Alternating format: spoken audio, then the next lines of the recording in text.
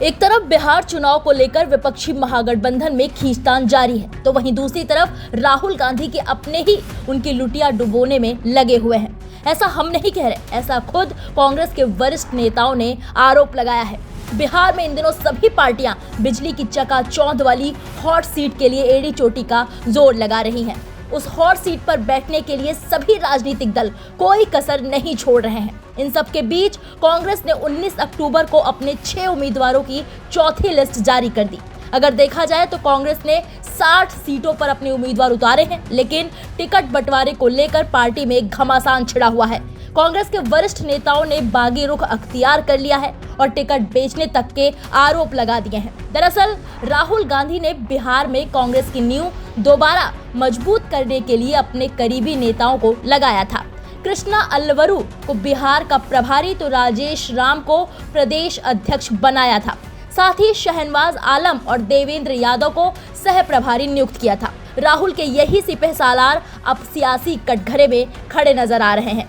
ऐसा इसलिए क्योंकि बिहार कांग्रेस के तमाम नेताओं ने प्रदेश प्रभारी कृष्णा अल्लवरू और प्रदेश अध्यक्ष राजेश राम पर टिकट बेचने के गंभीर आरोप लगाए हैं। विधायक शकील अहमद और सांसद पप्पू यादव भी निशाने पर हैं। दावा किया जा रहा है कि इन्हीं कांग्रेस नेताओं के चलते महागठबंधन में सियासी रार छिड़ी हुई है और कांग्रेस में भी घमासान मचा हुआ है। मीडिया रिपोर्ट्स के मुताबिक बिहार में कांग्रेस के सीट शेयरिंग से लेकर टिकट वितरण तक की जिम्मेदारी राहुल गांधी के सिपह सालारों पर थी, लेकिन ना ही वो आरजेडी के साथ सीट बंटवारा कर सके और ना ही कांग्रेस के उम्मीदवारों का बेहतर सिलेक्शन कर सके। इसी का नतीजा है कि बिहार की 60 सीटों पर महागठबंधन के दल आमने सामने चुनावी मैदान में हैं। कई सीटों पर कांग्रेस और आरजेडी में तकरार साफ नजर आ रही है। महागठबंधन में आपसी समन्वय की कमी की वजह से कई सीटों पर सहयोगी दल एक दूसरे के खिलाफ खड़े हुए हैं। इतना ही नहीं, कांग्रेस जिन सीटों पर लंबे समय से चुनाव लड़ती रही है वो भी उसके हाथ से चली गई है। बता दें कि कांग्रेस के मौजूदा विधायक और पूर्व मंत्री मोहम्मद आफाक आलम का टिकट काट दिया गया है, जबकि वो 3 बार से जीतते आ रहे हैं। ऐसे में उन्होंने अपनी ही पार्टी के बड़े नेताओं पर टिकट बेचने का आरोप लगाया है। आफाक आलम ने कहा, कांग्रेस में आज विचारधारा नहीं है, पैसा बोल रहा है, जो पैसा दे रहा है उसे ही टिकट मिल रहा है। पार्टी को बर्बाद करने की सुपारी लेकर मनमाने ढंग से काम कर रहे हैं। कस्बा सीट पर हमारा टिकट काटकर ऐसे शख्स को प्रत्याशी बनाया है जो समिति का भी चुनाव नहीं जीत सका। आफाक आलम ही नहीं, कांग्रेस सांसद तारिक अनवर भी नाराज हैं। उन्होंने बरबीघा सीट से मुन्ना शाही का टिकट काटे जाने पर सवाल उठाए। उन्होंने कहा, पूर्व विधायक गजेंद्र शाही उर्फ मुन्ना शाही का टिकट काट दिया गया, जबकि वो 2020 के चुनाव में बेहद मामूली अंतर से हार गए थे।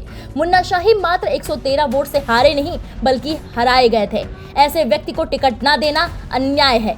उन नेताओं को तो टिकट दे दिया जो 30,000 वोटों के बड़े अंतर से हारे थे। ये रवैया कार्यकर्ताओं का मनोबल तोड़ेगा और जमीनी नेताओं को हतोत्साहित करेगा। अब सवाल ये उठता है कि कांग्रेस की रणनीति फेल होती हुई क्यों दिख रही है। तो बता दें कि राहुल गांधी ने बिहार चुनाव की कमान अपने जिन सिपह सालारों को सौंपी है, उनमें से कई नेताओं ने कभी चुनाव ही नहीं लड़ा। कृष्णा अल्लवारू हो या शहनवाज आलम, ना ही वो विधानसभा का कोई चुनाव लड़े हैं और ना ही लोकसभा का। ऐसे में बिहार चुनाव में टिकट बांटने और सीट शेयरिंग में पेच फंसना तय था। साथ ही ये भी दावा किया जा रहा है कि कांग्रेस के नेताओं का बिहार में मेन फोकस खुद को मजबूत करने से ज्यादा आरजेडी को मात देने पर था। उन्हें लगता था कि आरजेडी वही राजनीतिक आधार हासिल कर चुकी है जो कभी कांग्रेस का हुआ करता था।